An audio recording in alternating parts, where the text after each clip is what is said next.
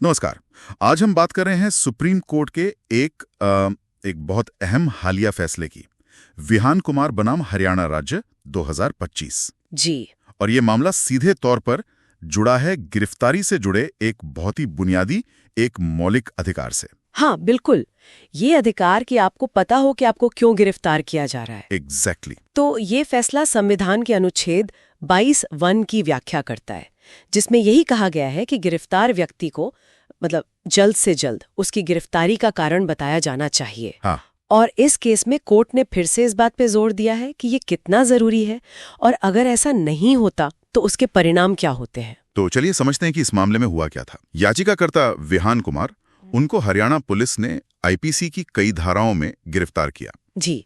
धोखाधड़ी, जालसाजी, आपराधिक साजिश, कई गंभीर आरोप थे। और उनकी मेन दलील, उनका मुख्य तर्क क्या था? उनका मुख्य तर्क यही था कि भाई मुझे गिरफ्तारी के समय या उसके तुरंत बाद ये बताया ही नहीं गया कि कारण क्या है, मतलब ग्राउंड्स ऑफ अरेस्ट बताए ही नहीं गए। अच्छा। जो कि उनके हिसाब से सीधे सीधे अनुच्छेद 22(1) का उल्लंघन था। और इस मामले में एक और काफी परेशान करने वाली बात भी सामने आई थी, है ना? हाँ, बिल्कुल। जब वो अस्पताल में भर्ती थे याचिकाकर्ता, तो उन्हें हथकड़ी लगाकर बिस्तर से बांधा गया था। वो एक अलग पहलू है जिस पर भी कोर्ट ने टिप्पणी की है। जी, उस पर आएंगे। लेकिन पहले ये गिरफ्तारी के कारण वाले मुद्दे को समझते हैं। पुलिस ने क्या कहा इस पर? उनका क्या डिफेंस था? पुलिस ने कहा कि नहीं, हमने तो मौखिक रूप से कारण बताए थे, और इसका जिक्र उन्होंने कहा केस डायरी में भी है, और ये भी कहा कि याचिकाकर्ता की पत्नी को भी बता दिया था हमने। अच्छा, तो ये दलीलें थी पुलिस की, पर क्या कोर्ट ने इन्हें माना? कि कारण बताए गए ये काफी नहीं है। ओके। खासकर तब जब ये भी ना लिखा हो कि क्या कारण बताए गए थे। वो डिटेल्स होनी चाहिए ना। सही बात है। और जहां तक पत्नी को बताने की बात है, कोर्ट ने कहा कि ये गिरफ्तार व्यक्ति का व्यक्तिगत अधिकार है।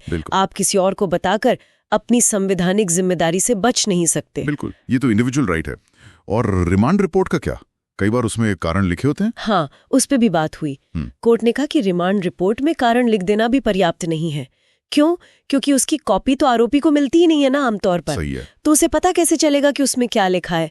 अदालत ने पिछले कुछ फैसलों का जिक्र किया, जैसे पंकज बंसल का मामला। हाँ, वो ईडी वाला मामला। जी, और प्रबीरपुर का इस्त का भी। और कहा कि कारण जो है वो सार्थक तरीके से बताए जाने चाहिए, ऐसी भाषा में जो व्यक्ति समझता हो।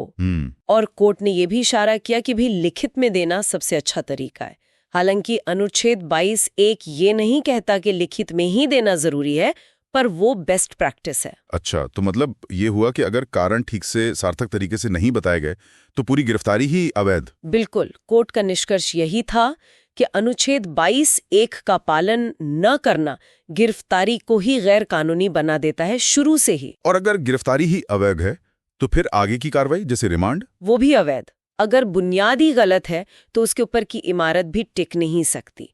तो बाद के जो रिमांड आदेश थे पुलिस कस्टडी या जुडिशियल कस्टडी के, वो भी अवैध हो गए। और चार्जशीट का क्या? मान लीजिए बाद में चार्जशीट फाइल हो गई तब? नहीं, कोर्ट ने साफ कहा कि बाद में चार्जशीट फाइल होने से भी जो शुरू में गैर संवैधानिक तरीके से गिरफ्तारी हुई है वो वैध नहीं हो जाती। वो जो शुरुआती उल्लंघन है वो बना रहता है। ये बहुत महत्वपूर्ण बात है। और क्या कोर्ट ने मजिस्ट्रेट की भूमिका पर भी कुछ कहा जब व्यक्ति को पेश किया जाता है? हाँ, ये भी एक अहम बिंदु था।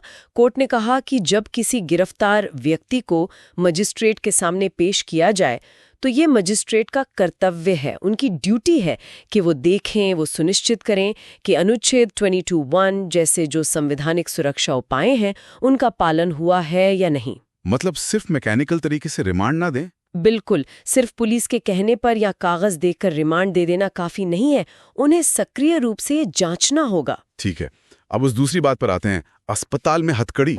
वो तो बहुत ही। हाँ, अदालत ने उसे बेहद गंभीर माना, कहा कि ये चौंकाने वाला है, और इससे अनुच्छेद 21 यानी गरिमा के साथ जीने का जो अधिकार है उसका खुला उल्लंघन बताया। जी। किसी व्यक्ति को, खासकर जब वो बीमार है, अस्पताल में है, उसे इस तरह बिस्तर से बांध देना, हथकड़ी लगाकर, ये उसकी मानवीय गरिमा पर सीधा हमला है। तो फाइनली इन सब बातों के आधार पर कोर्ट का फैसला क्या रहा?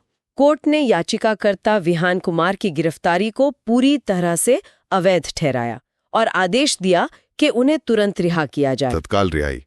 और क्या राज्य सरकार यानी हरियाणा सरकार को कोई निर्देश दिए गए? हाँ, बिल्कुल। सरकार को निर्देश दिया गया कि वे पुलिस के लिए स्पष्ट गाइडलाइंस, दिशा निर्देश जारी करें। एक तो ये कि भविष्य में अस्पताल में इस तरह हथकड़ी लगाने जैसी कार्रवाइयां न हो, और दूसरा ये सुनिश्चित करने के लिए कि अनुच्छेद 22 का सख्ती से पालन हो, कारण बताने वाली जो जरूरत है उसका। और एक जज ने शायद कुछ अतिरिक्त बातें भी कही थी सप्लीमेंट्री ओपिनियन में। जी, एक पूरक राय भी थी जिसमें ये जोड़ा गया कि ये जो कारण बताने की बात है, ये सिर्फ कोई फॉर्मेलिटी, कोई औपचारिकता नहीं है। इसका उद्देश्य है कि व्यक्ति को पता चले कि मामला क्या है, ताकि वो प्रभावी कानूनी मदद ले सके, जमानत वगैरह के लिए अप्लाई कर सके। ये उसकी डिफेंस के लिए जरूरी है। तो अगर हम इस पूरे मामले को समेटें तो कुछ मुख्य बातें साफ निकलती हैं।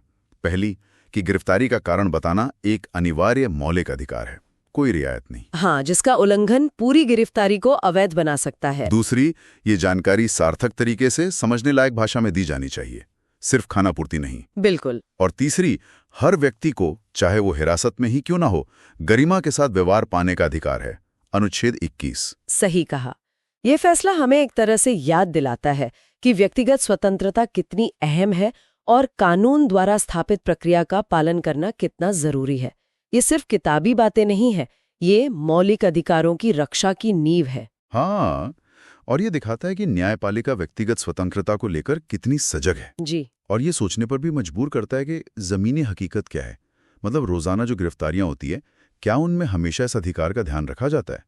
और व्यक्तिगत स्वतंत्रता और राज्य की जो जरूरतें हैं, उनके बीच संतुलन बनाने में ऐसी न्यायिक निगरानी की क्या भूमिका है? ये एक अहम सवाल है। बिल्कुल सोचने वाली बात है।